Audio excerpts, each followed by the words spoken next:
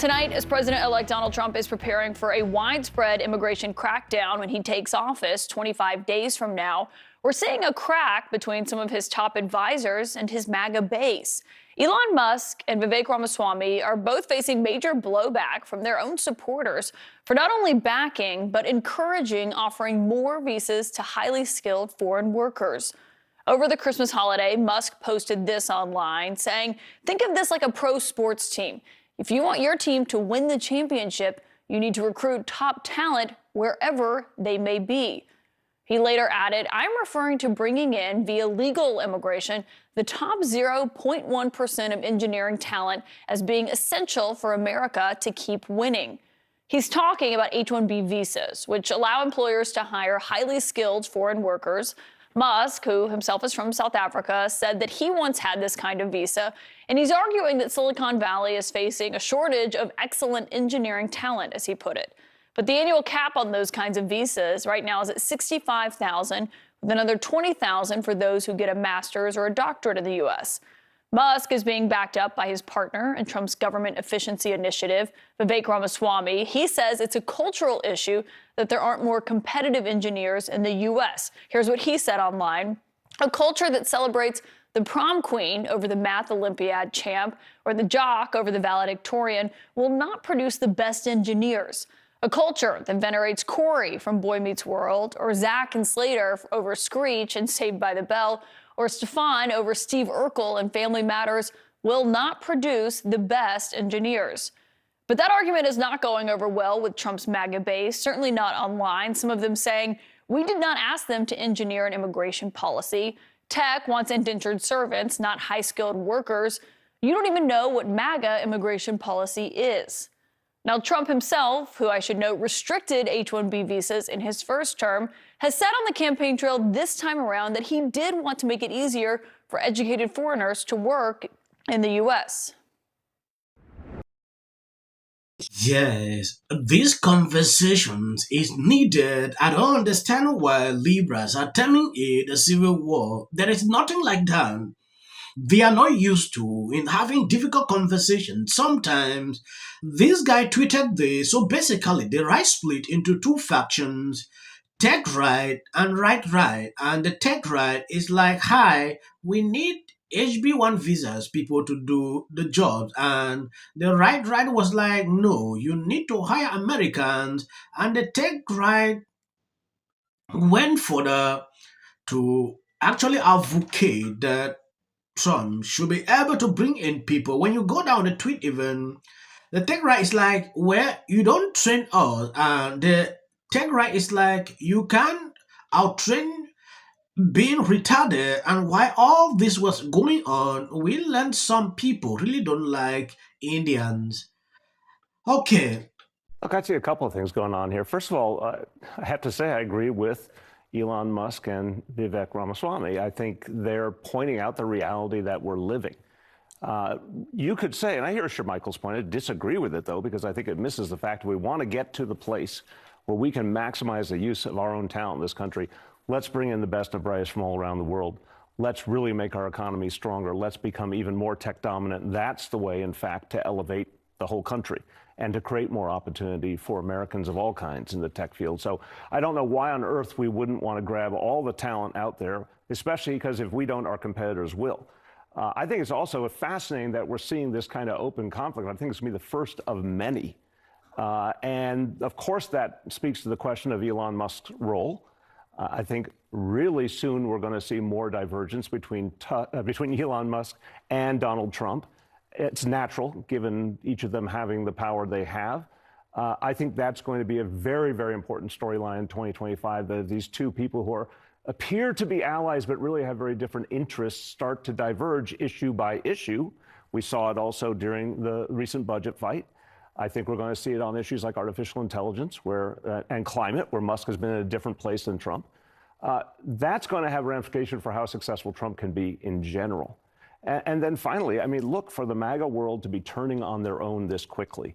This is also an interesting question. They almost look like Democrats here. It's like, so I say this lovingly as a Democrat, like we have an ability to eat our own very quickly sometimes. Well, this is fascinating. Here are these heroes just a few minutes ago, and they say one thing that a lot of the MAGA world disagrees with, and suddenly they're being villainized. That's not good for that coalition. Yeah, I think that's When I see the Blazo coming out to say, oh, I'm in support of what Elon Musk said, it reminded me of something. Elon Musk and Vivek, they have different opinions pertaining to this, and Laura is thinking that Elon Musk is doing this because he wants to protect his company. He wants to do that. He came to the US through that means. That is what I saw through Loma's tweet. What I hate is the fact that she went on to a level that was unnecessary. You can pass your point, being respectful, don't insult, going after Elon Musk, talking some kind of things is what triggered a lot of people. And she violated X rules. Yeah, they had to remove monetization on her account. We are not refusing that people should not have honest conversation. Have them, but be respectful. Particular case, I think are exactly right. America's ability to attract talent from around the world is basically our economic superpower. The fact that, in particular, we've been able to attract high skilled immigrants quite reliably in this country over the past century or so is why we have this enduring leadership in science, tech, and business. So, just as an example, of all Fortune 500 companies, about half of them were founded by immigrants or the children of immigrants. And of the Nobel laureates, American Nobel laureates who have received prizes for the hard sciences this century, about 40% of them. I have followed this all through for 2 days straight. I didn't want to do a video about this. I wanted to observe the end result of this. It is not a fight. It is not a war. This conversation needed to happen. Elon Musk is advocating that other countries are topping the US, especially recruiting people that are really high up there. The US should be able to select top people, so other countries should not be able to meet up to that standard. Along the way, based on Elon Musk's observations, if care is not taken by 2030, the US will be lacking behind. They will not have that top people.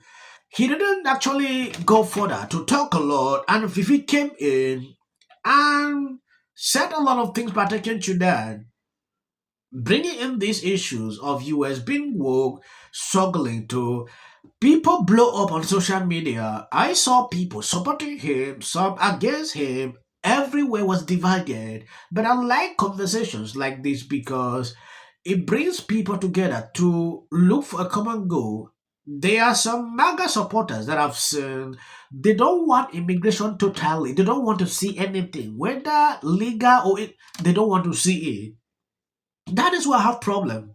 Trump is advocating for legal immigration. That is what I saw throughout his speeches. And now looking at Laura Luma, she seems not to really be okay with that, which Elon Musk look at her to be trolling on social media just because she want to cash out. That is what Elon Musk realized.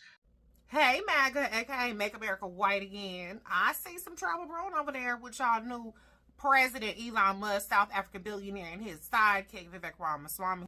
They're all over the internet now calling for H-1B visas. It don't look like they're trying to make jobs white again. They was all on this anti-DEI shit when it came to the blacks. And they had y'all all spun up around that. But now, when the rubber meets the road, and it's time to take away some of these white jobs from these foreign-born people, they said, skirt, plot twist. Vivek ran on any H-1B visas. But now he done flip-flop. Now that he got a little bit of power, he done flip-flop.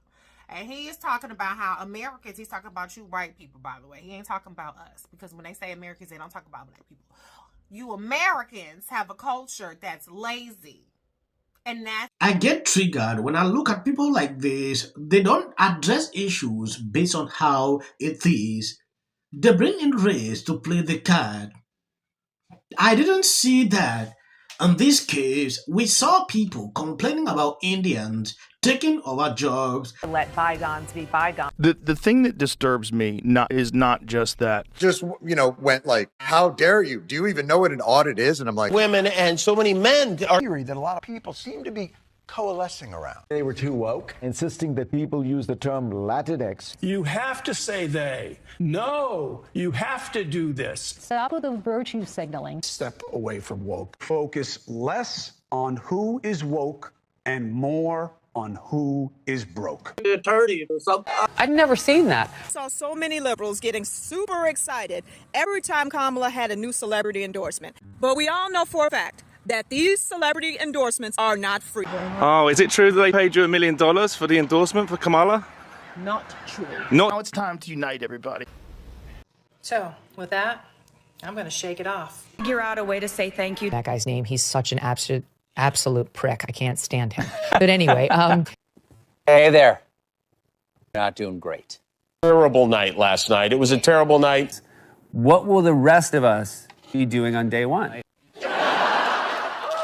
Bishop Vigano, he says that the election. well, if I look at the big picture, it doesn't look good.